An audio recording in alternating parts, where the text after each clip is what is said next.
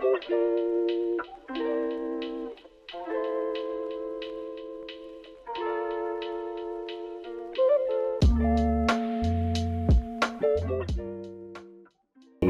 to the people of Ecuador. The working class does not advance an inch towards its emancipation through the parliamentary swindle. A resounding victory for Luisa González, if the election is free and fair enough for this to happen, will demonstrate that the Ecuadorian electoral masses have had enough of imperialist super-exploitation. So ended our last article of early March 2025, covering the first round of the Ecuadorian election, which saw 15 candidates reduced to just 2, neoliberal Daniel Noboa and defender of the people Luisa González. On Sunday 13th of April, the runoff round of voting resulted in Ecuador's market-friendly president Daniel Noboa seeing off rival Luisa González with 55.8% of the vote to González's 44.4%, with 90% of votes counted. Noboa's win gives him a 4-year mandate to continue his pretense of war on criminal drug gangs, a pretext for imposing martial law, militarizing Ecuador's streets, and constructing new maximum security prisons, undoubtedly to house vocal opponents, of which there are sure to be many.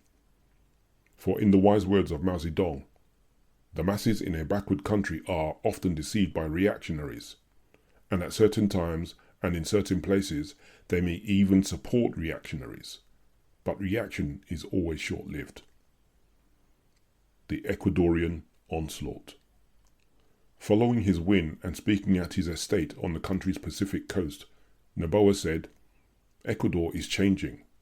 That path will mean our children will live better lives than we did." Oh, the irony and dishonesty of his statement. Speaking from his vast estate, this son of a billionaire banana magnate can pontificate whilst 27% of Ecuadorians and 34% of the country's youth live in poverty. Foreign armies are not the solution to Ecuador's drug and gang issues.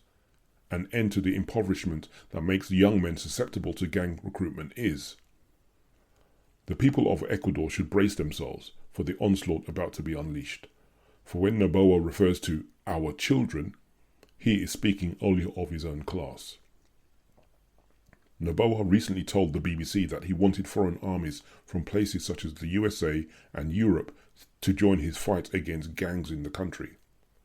This was a euphemistic invitation for Western imperial rape, rampage and pillage of the Ecuadorian people's resources, the mandate dictated by his elite US backers. Noboa aims to change the constitution to allow foreign military bases back into the country, thus fulfilling a US strategic objective to revive the Monroe Doctrine and reinvigorate its imperial dominance over Latin America. In particular, to bring down socialist and sovereign states resisting US control, including Nicaragua, Venezuela, and Cuba. Controversial official results.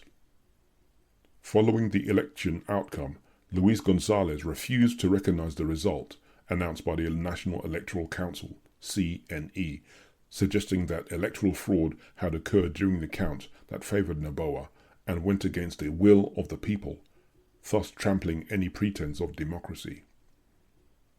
Analysts have also questioned the veracity of the numbers, given that González, who received almost 44% of the votes in the first round, and was also able to create alliances with political forces from the left and the centre of the Ecuadorian political spectrum in the weeks leading up to the election. Noboa, on the other hand, was entangled in multiple scandals, as was highlighted by González during their election debates and throughout the campaign. 11 opinion polls, including those commissioned by the government itself, had projected a González victory in advance of the election. González condemned Noboa's declaration of a state of emergency in 7 provinces just the day before the election and has demanded that ballot boxes be reopened and votes recounted, calling the election the most massive electoral fraud in Ecuador's history, and suggesting that the fight continues. At the time of writing, there is no further update on whether a recount will be undertaken. We appreciate that it's now almost customary for losing candidates to cry corruption, but we must be wary of rebuffing claims out of hand. It is important we assess each situation independently to determine the veracity of such claims.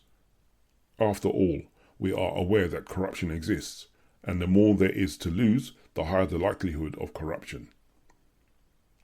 Unlike the BBC and other biased Western media that fail to provide anything more than scant, superficial coverage, independent journalists from the Grey Zone has presented the outcome of an investigative report by journalist Andres Duran, who places Noboa at the center of a web of systematic and corruption that includes state collusion with drug cartels. Their program on this investigation is available on YouTube and supports Luisa Gonzalez's contention that there is widespread corruption in the Ecuadorian political system, and that she is fighting forces far more powerful than just her single opponent.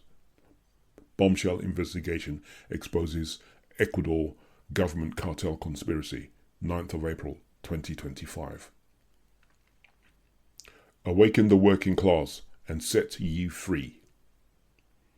In 1871, Karl Marx pointed out that the oppressed are allowed once every few years to decide which particular representatives of the oppressing class are to represent and repress them.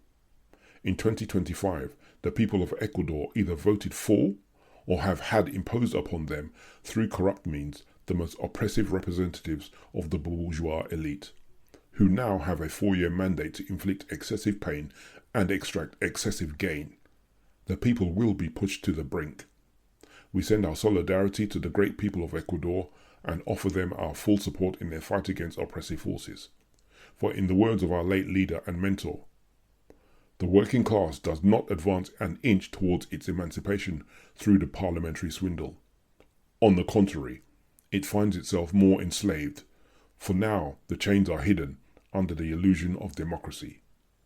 Hapal Bra, Social Democracy, The Enemy Within, 2009.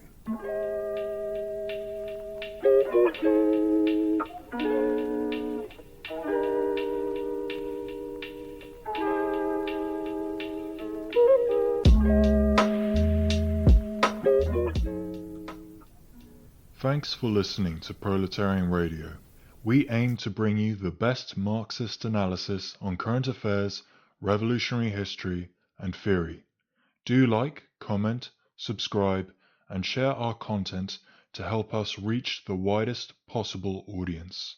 We are a small organization with limited resources, and we need workers' support if we are to grow and fulfill our mission. If you are able to make a one-off or regular donation, no matter how small, please visit our website at thecommunists.org and register as a supporter.